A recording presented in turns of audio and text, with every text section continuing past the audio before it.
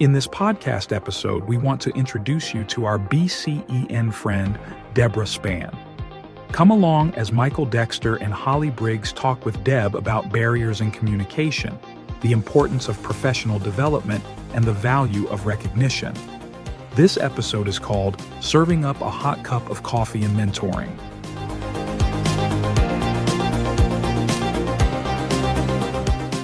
Hello, and welcome to the BCEN Friends podcast, where we hold interesting conversations about learning with a range of thought leaders, BCEN certification holders, and industry professionals.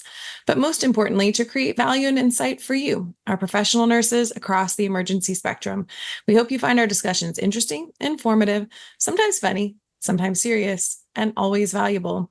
I'm Holly Briggs, a professional development specialist at BCEN and one of your hosts for today. I'm joined by my co-host, Michael Dexter, Director of Professional Development at BCEN. Hi, Michael. Hello, Holly. Great to have you with us. In this episode of BCEN Friends, we have Deborah Spann. Deb is an emergency nurse who is a mentor and friend to many nurses within her home state of Louisiana and beyond. Michael and I have the privilege of knowing her in real life, and it's a true honor to share Deb with you through this episode. Michael, could you please introduce us to our BCEN friend, Deb? Yeah, absolutely. Deb Spann is a dedicated RN with extensive experience in network development aimed at improving trauma and time-sensitive illness response across the healthcare system. Deb currently serves as the education coordinator for the Louisiana Emergency Response Network and is committed to advancing emergency and medical surgical nursing through education and certification. Deb holds a degree from Louisiana Tech University and a master's in clinical nurse leadership from the University of Arizona. Obtaining and maintaining her CEN and being inducted as a fellow in the Academy of Emergency Nurses, Deb has accomplished many achievements throughout her career, with still more to come. Beyond her professional achievements, Deb is deeply rooted in her family life as the eldest of 5 siblings, a mother of 2, and a grandmother to 5, ensuring that her life is both fulfilling and vibrant. Deb, welcome to the BCEN Friends podcast. It is a pleasure to have you with us. Well, it's fun to be on this side. I'm usually listening to the two of you, and to be able to watch you and hear you in person is a lot of fun for me. Well, we're glad to get to chat with you a little bit more. And we both know you, but if you want to share a little bit about your career in healthcare, maybe some of your big milestones in healthcare and what got you started in the nursing as a career, and then what led to working for the Louisiana Emergency Response Network.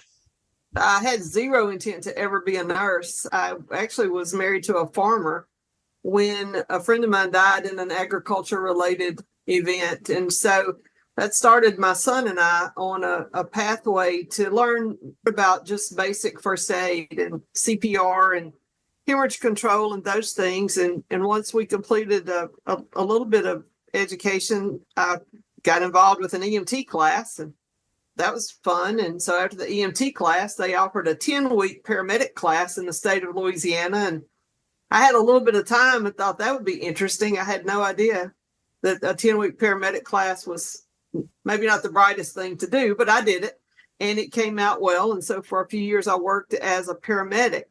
All of the time I was doing that pre-hospital work, I noticed a disconnect between what I did in the field and what my colleagues did in the field versus what happened when I got to the hospital. And it seemed as though it didn't matter if I went into a tall building or a small building. The question always was, what did you come here for? And I did not understand the question. So I found an opportunity to go to nursing school. I did not, again, intend to be a nurse. I just wanted to be able to speak the language of the nurse and maybe to help the patient who came from the pre-hospital environment navigate through the emergency department and then on to definitive care. So I went to nursing school and then went on to work as a nurse, and that's where I've stayed. As far as being involved with the Emergency Response Network and the trauma, stroke, and acute coronary syndrome systems in the state of Louisiana, I sat in on the early roundtable discussions of that in the 1990s. So as we first started talking about the lack of a system in Louisiana, I sat at those tables as a paramedic, and then I sat at those tables as a rural emergency nurse leader. And then when LEARN actually was formed and they were legislated in 2004 and then formed actually in 2006, I was at the table for all of that to help lay the foundation. And then in 2009, I actually had resigned as an emergency department director at a small rural facility and was looking for an opportunity when I got a call to help fill a position for a nurse liaison with the Louisiana Emergency Response Network. That was the job that I was supposed to take. So in 2009, I went to work as a regional coordinator for Learn. And then in 2022, we got legislation that allowed us to establish the position of an education coordinator for the state. I had finished my master's by then, and so I went ahead and applied for that job and was accepted. So today, I get to work with the Louisiana Emergency Response Network as an education coordinator.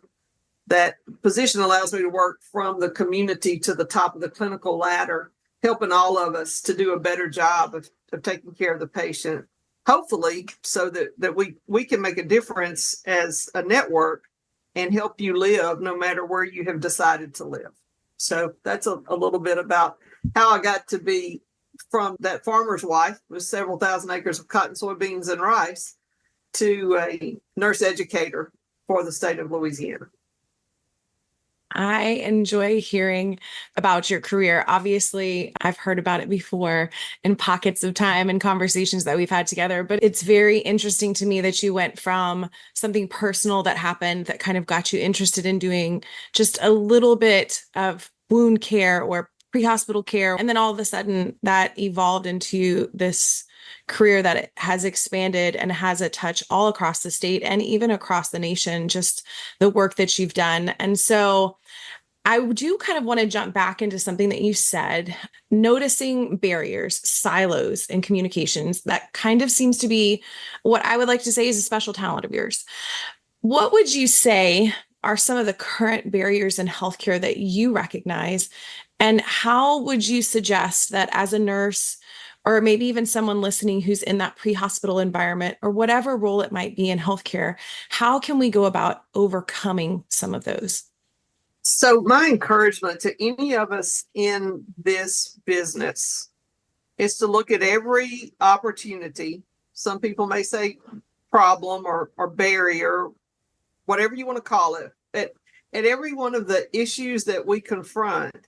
If we could look at those issues from a 12 lead perspective, it makes so much sense to me, because oftentimes we only see the challenge in front of us. We only see it from our lead.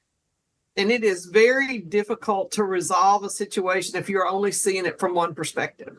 And so what I found is that the more we involve different views, the more we can move successfully on to resolution. And that's true in so many different areas, but especially in the world we live in of healthcare.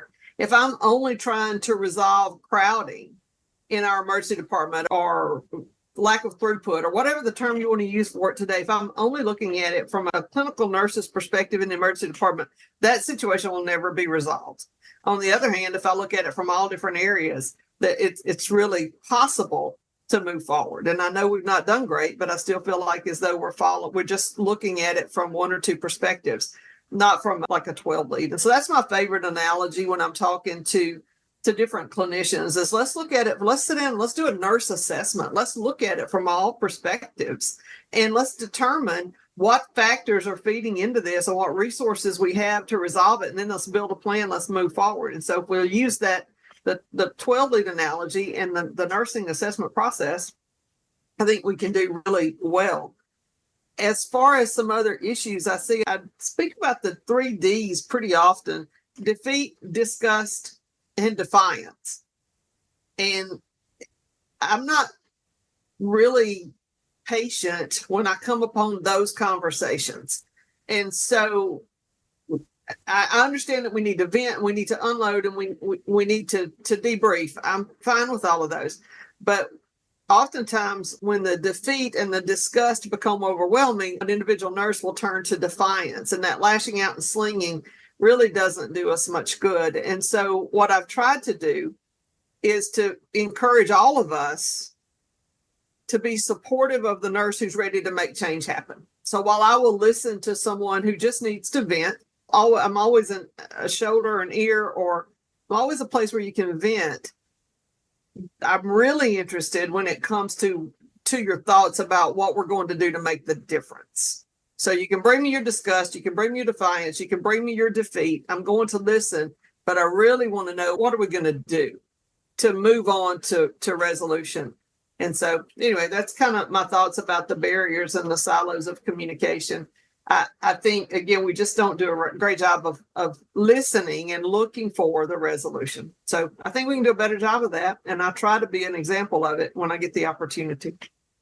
I love your 12 lead analogy, Deb. I think it's perfect. And, when I often talk to nurses as well, there's a lot of frustration within a local department or a local health system or those things. But, you have mentioned that you work within the state. And so you see things from a very different perspective. And, there's multiple regions of a state, then there's the state itself. And then you also, I don't think we've mentioned it, but you also have a role with the State Board of Nursing. And so why do you think it's vital not just to be able to see things from a department or even a system perspective, but to be able to collaborate within a state or a region, or be able to understand the nuances of the State Board of Nursing and those more widespread aspects of nursing that we often don't take a moment to really look at? So I have my area of expertise and those things that I've been able to really dig down into and learn and be pretty good at. But I'm not sure what I would do if I couldn't phone a friend.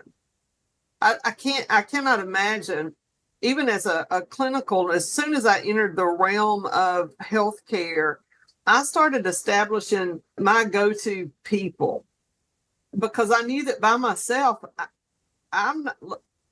there's not any day that I'm going to stand out here and tell you that any of the things I've accomplished on my own. I don't know really what I would do without my people. I don't know what I would do. And so as far as being involved with the State Board of Nursing and being involved with LEARN and being involved with the Academy of Emergency Nursing as a fellow, while I'm there to contribute, I'm there also because I don't know how to do what I do without my people. I really don't. I don't. And even again, as an early clinical provider, I needed to be able to phone a friend. And I don't understand the concept of I'm just going to go it on my own. I'm fine. I don't understand that concept. So while I really want to be able to be supportive of any nurse anywhere, I am very cognizant that when I look at my list of things I've done, in every one of those realms, there are people who have got my six. That they've got me, just like I think I've got them. In every one of those realms that you've mentioned, there are incredible people who make sure that they're there for me. And so I hope they know I'm there for them also. But I really think that's a key component of surviving in the world of healthcare today. I can't imagine trying to go it on your own. I really can't imagine why you would ever want to.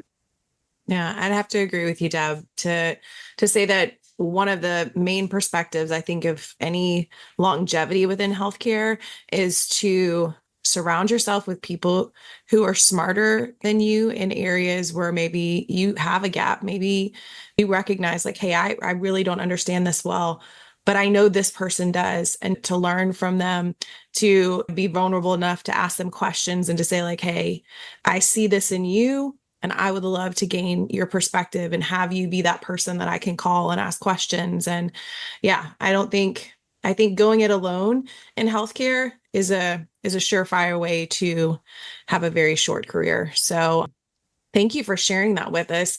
I do want to say that you have spoken at 2 of BCEN Learn Live's conferences about the value of owning your resume and things that we can do to basically have ownership of our nursing license and our practice. And I love hearing you speak about that because, again, I think in nursing school, we kind of get this idea of like, oh yeah, my nursing license and the importance of it, et cetera. And then my resume. But then when we get out, we don't always spend, I think, the time to really understand the value of those things. So if you had to boil down those 2 kind of key points or summarize them, what would you kind of tell a nurse sitting in front of you who's like, all right, Deb, tell me a little bit about this resume, this nursing license. What would you say to them? I think the most important aspect is that the individual clinician, the individual nurse has to own, own, be responsible for, take liability for, be proud of their own resume. I cannot imagine ever putting my livelihood in the hands of anyone. I can't imagine why any nurse would ever say, well, my hospital won't pay for that, or my facility won't pay for that. I understand based on time, money, resources that we have to be very strategic about where we're going to go and what education we're going to get. But it is the professional nurse's responsibility to take their own portfolio resume in hand. And so I do not understand ever the nurse who tells me, well, my hospital wouldn't pay for that. That makes no sense to me. And I don't understand it. I haven't understood it since I started in the business. And I don't really have a whole lot of people who say that around me. I don't know if I've offended them all and they just left, but I'm surrounded by people who you guys are all in, and I'm speaking of you and Michael and people I see on a regular basis. And again, my go-to people, you're not waiting on anyone to take care of who you're going to be as you grow into your role as the professional nurse.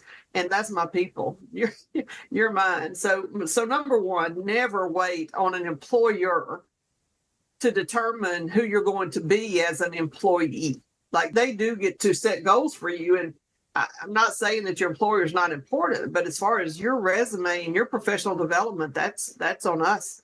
That's our job. And then the other, as far as your license goes, the individual nurse has to be responsible for their own license. We have to. We can't count on anyone to take care of that for us, or to be responsible for that for us. And if you think that someone else is going to stand up for you when you've gotten in trouble with your license, then that's a fallacy. It's not going to happen.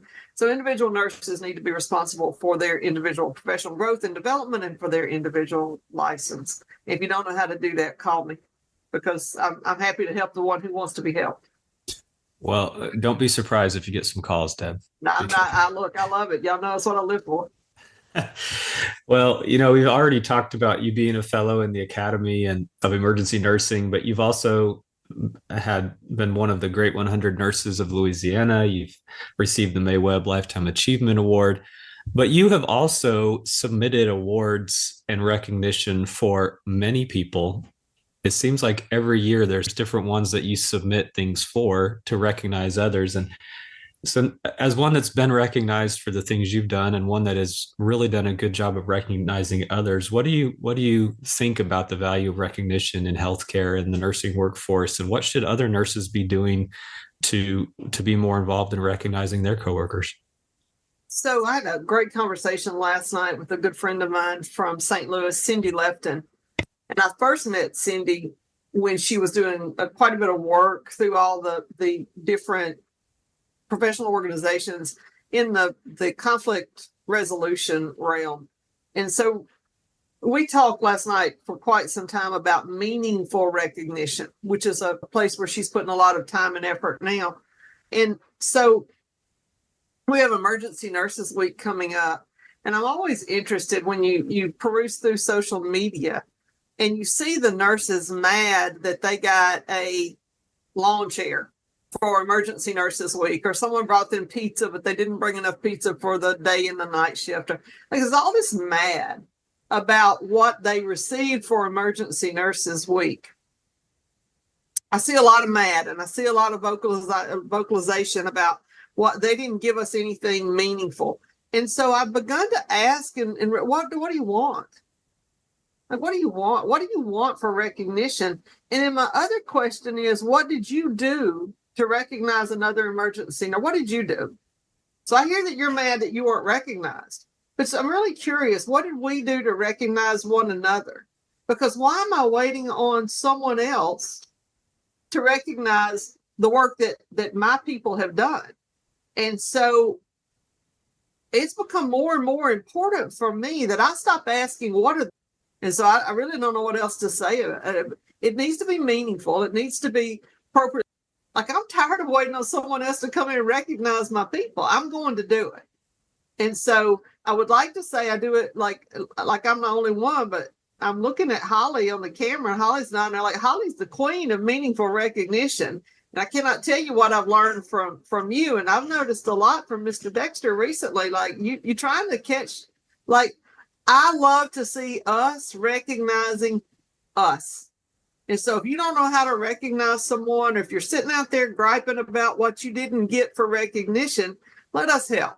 Like, let us help us recognize us. Yeah, one of the things I've started with my kids is asking them almost every evening, what is one thing nice someone did for you? And then once they answer that question, I say, what's one thing nice you did for someone else? And I think just pausing to reflect on the fact that there are people out there that are doing nice things for us, and it might be small, it might be simple, but then to also think of what nice thing have I done for someone else today? It starts to get you in a different mindset each and every day to think about ways that you can impact others and ways that others are positively impacting you. And I think that's important, especially like you said, with the frustrations that we can hear sometimes with the different ones that are sometimes upset about what wasn't done for them. It's always important to consider what they've done for others. And so because I wanted to turn the conversation a little bit, because you've listened to this podcast multiple times, you know the question that I have for you, because we ask every person and we've received all sorts of funny, crazy, and heartwarming answers. But you mentioned, farming accident, and that really led you into healthcare. And so I don't know if it's that, or if it's an individual you worked with, or somebody at a nursing school, or a fellow board member, or whatever. But is there a certain person or a certain moment in your career that really impacted you as an individual? So I think there are a couple of things that really brought home what I was supposed to do. And one of those came after, like, while I was still in the pre-hospital world. I got an opportunity to go to upstate New York and take part in something called Farm Medic. I was in the initial class of Farm Medic instructors. So it was grant funded. They picked 2 from every state. I went to upstate New York. They picked us up in a bus at the airport. And from the beginning, they had the team on the bus, and the team was led by a public health nurse. And so there were trauma surgeons, there were pre-hospital providers, there was public health, there was an emergency department clinician, physician, and nurse involved. And so I had never seen the system working together like that. And so I don't remember the public health nurse's name, but I thought then, we need this in Louisiana. We kind of had been talking about it a little bit in those roundtable discussions, but seeing us approach trauma and time-sensitive illness from a public health model made so much sense to me. And again, that just showed me that all the people coming to the table to discuss what was going on, why was it going on, what were our resources, how could we resolve that? That resonated with me. And even today, I'm so sorry I can't recall that nurse's name, but she was involved with the Farm Medic program at SUNY. And I will never forget the impact that she and her team made on me as far as the team working together and being network-like. And then I'll tell you, one of my first experiences as a paramedic, I was actually a basic EMT. It was one of my first calls. And so they made me ride in the back of the truck with a patient who had been shot in the chest. And the wound was not life-threatening, but the lady who had been shot was incredibly upset. And so we had her on the stretcher in the back of the unit. Hemorrhage was controlled. Her vital signs were all stable. I knew she was okay because she was screaming loudly, "Help me, help me, help me, help me, help me." It was ongoing. It was continuous. And I laid my hand on her shoulder, and I kind of squeezed her shoulder and got down in her ear. And I said, "Ma'am, I'm trying to help you, but I need you to help me. Just if you can just calm down a little bit, it would be so much appreciated." And she opened one eye and looked at me and said, "Girl, I ain't talking to you. I'm talking to the Lord." And I thought right then, okay, so now you know your place in this whole thing. And I think that I can still see the lady, I can still hear her voice, and I can still remember thinking, you have been put here for a purpose and you just need to do your part. I will never forget that. So even today, as I go into a situation, there's always a prayer that I will do what I'm led to do for the reasons that I was put here to do it. It's not about me. It's about a much higher, like, I'm not in charge. I'm just the hands. And so I will never forget that lady. She taught me exactly what my role in this whole thing is. And I've tried to keep that in mind, because we can take it way too much. We can take too much upon ourselves. But I realized then that she was praying and I probably needed to join her. Well, thanks for sharing that, Deb. I love hearing just these moments that we carry with us, and they help us to guide the decisions that we make and the way that we carry ourselves in this profession. And I don't know if that lady, I feel like she would probably remember that situation, maybe not that exact moment, but what she deposited in you, you've carried with you, and you share that with others. So thank you again for speaking to that. Love that question. I do get the fun part, as I like to say, of asking a few rapid fire questions. And they're really just so we can get to know you a little bit better. They're just some of your favorites. So if there was a career outside of healthcare that you'd like to try, what would it be?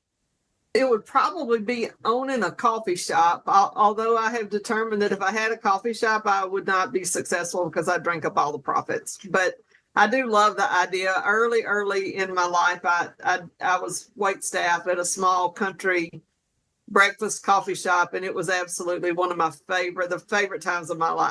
I loved being in that nurturing environment where people just gathered together. So that's probably what I would swing at. I, again, probably would drink up all the profits. I think that you would have many people, many loyal coffee drinkers and customers who'd come hang out just to have a good conversation. So I feel like your clientele list would be long, but all right. I have 3 categories of your favorite. And again, these can be all-time favorites or just something you're really into right now. So what would you say is your favorite book? Well, I've got 2 that I keep, that I recommend to pretty much everybody. They're both old. They've been around a long time. And one is Crucial Conversations. So Tools for Talking When the Stakes Are High. I believe in the principles that I learned years ago with that. And so I still recommend anyone that's going into any kind of leadership role, check out Crucial Conversations, Tools for Talking When the Stakes Are High. And the other one is one that I was not in a good place, mentally, emotionally, physically. I was not in a good place. And I was driving cross country, which you guys know that's nothing new. And I happened to stop for fuel and walked into a service station, and there right in front of me on an old tired book rack was a book called The Worn Out Woman. And I picked it up and looked at it, and I went to my car and I read the whole book. I didn't move I read the entire book. And so it's called The Worn Out Woman. I have no idea who the author was, but I will never forget finding that. It was like God had reached down and literally put me in a place to have that thing. And I believe it was a lifesaver for me. It truly did resonate. Sometimes we try to do it all, and doing it all is not what we're supposed to be doing. And I was in a loop where I couldn't figure out what to stop. And so that really helped me clear my thought processes out and figure out, it just gave me a pathway to follow that I probably could have gotten from professional help, but I had not slowed down long enough to seek professional help. So anyway, I would say those 2, Crucial Conversations and The Worn Out Woman, both still fit. Great recommendations. I've read Crucial Conversations, but I'm going to put The Worn Out Woman on my list. So, all right, favorite movie, TV show, or it can be a binge-worthy series that you'd recommend for us. I don't watch much television. I do watch I love to be able to get up early and watch the local news channels. So I know that's weird to most people, but I travel a lot. And so when I'm home, being able to get up and spend the first couple hours of the morning with local news makes me happy. I get to kind of catch up on things. If LSU is playing anything, I'm probably watching. It's not a happy day when somebody beats any of the LSU teams, but I do like to, especially LSU baseball and football are my favorites. And I watch LSU basketball with my grandson just so we can have a conversation because he loves them. So that's kind of what I watch. As far as movies, I recently watched a movie called The Blind, which is about, if you're familiar with the Duck Dynasty group, it's about the matriarch patriarch of Duck Dynasty. It was a very interesting movie for a lot of reasons. The Southern accents grated on my nerves terribly because I felt like the actors just didn't get that quite right. But the premise was moving. And so if you get a chance to watch The Blind, I think it's definitely worth a look. Michael, they came from over around your area and they wound up over around my area. So just across I-20, it was interesting from a Louisiana perspective. Beautiful scenery and really a great, great message. So those are my things as far as when it comes to and I still love Chevy Chase's Christmas Vacation. I watch it even when it's not Christmas if I need to laugh. So that's still an old favorite. I love it. Great recommendations. Okay. Favorite musical artist? I don't really have a favorite. I listen to a lot of different things. I usually have contemporary Christian music on play wherever I'm at, whether I'm in the car or here at home, and it helps me remember what's important. But I also like pop and a lot of the different country, and kind of fascinated by the collaborations in country music lately. The whole Post Malone and Jelly Roll thing with collaborating with, I'm just fascinated by I'm not sure how all of that works, but I kind of like the music, and the stories fascinate me. So anyway, that's kind of what I'm listening to these days. Love it. All right. And this is a question that I honestly really appreciate whatever answer you have, but also I think that it's a good stopping point for people to remember to take care of themselves. So what is your self-care go-to or a hobby outside of healthcare that really helps you reset and, continue to practice at the level that you do? I absolutely love to be outside doing lawn care, whether it's mowing or whether it's trimming up trees and bushes. I bought 13 acres a couple of years ago, and my family is asking me, was I going to clear out all the woods? I don't know. I just keep trimming up under them and mowing under them. And I don't care about mowing much more than what I mow right now, but I sure do like going out there and clearing the brush out from under all those woods. So that's good for me. When the burn ban is on, and we've had a burn ban on lately, I get a little depressed and I'm kind of hard to get along with, but it's raining today. I'm very happy because I think come Saturday and Sunday, I can burn some stuff, and that's therapeutic for me. I love it. I love to be outside and dig in the dirt and move things around and clean things up. That is my favorite thing to do. Awesome. I will ask you this question. If our audience would like to follow you online, what social media platforms could they find you on? I spend more time on Facebook and LinkedIn than any of the others. I do have Instagram and Snap. Snap, I cannot figure out. It's just beyond me. So the kids, every time they come to see me, they try to explain it and tell me what to do, but it's not going to happen. But Facebook and LinkedIn, Facebook probably more than any because it's simple. LinkedIn because I think it's vitally important. So I try to get over there and look at things that are important to me on a regular basis. Well, we will include a little shout out to your LinkedIn as well as the Learn website. We'll include that in our blog post. So thank you for sharing that with us, Deb. Glad to talk with you. It's been great. Well, we're glad that you took some time to talk with us. I know you're busy, you're well-traveled, you're well-connected, and to be able to just sit down and catch up with you to chat about some of your things that you're really passionate about. And again, discussing the 12 lead analogy, talking about nurses taking control of their own resume and collaborating better, recognizing each other better. I think those are really important conversations to have. And I'm glad that we were able to have those with you today. So thank you for your time, Deb. Thank you guys for letting us talk about taking care of each other and taking care of ourselves. It really is vital. And I absolutely love your podcast. Never thought you'd ask me to be involved in one, but thank you for that. Well, I want to take this time to thank Deb for joining us for this episode of BCEN and Friends. Thank you, Deb, for sharing your expertise, your insight, your experiences in nursing. Your career is one of hard work, dedication, and a true example of how to be a light for others in this great profession. Thank you for your inspiration that you are to so many. and even more how you've inspired both Michael and I personally. We truly appreciate you and all that you're doing. And to all of our listeners, we hope you will stay tuned as we continue with BCEN Friends and bring you new, meaningful content and perspectives. If you have a suggestion for an episode, please email us at bcn@bcn.org. I'm Holly Briggs here with Michael Dexter, and on behalf of the entire BCEN team, we thank and celebrate you for all that you're doing as professional nurses across the emergency spectrum. Until next time, we are out.